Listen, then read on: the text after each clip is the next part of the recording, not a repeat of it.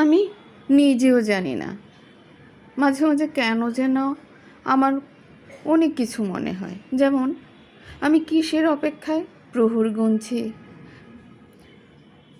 কার আশায় বেঁচে আছি, সব কিছুতে কেমন যেন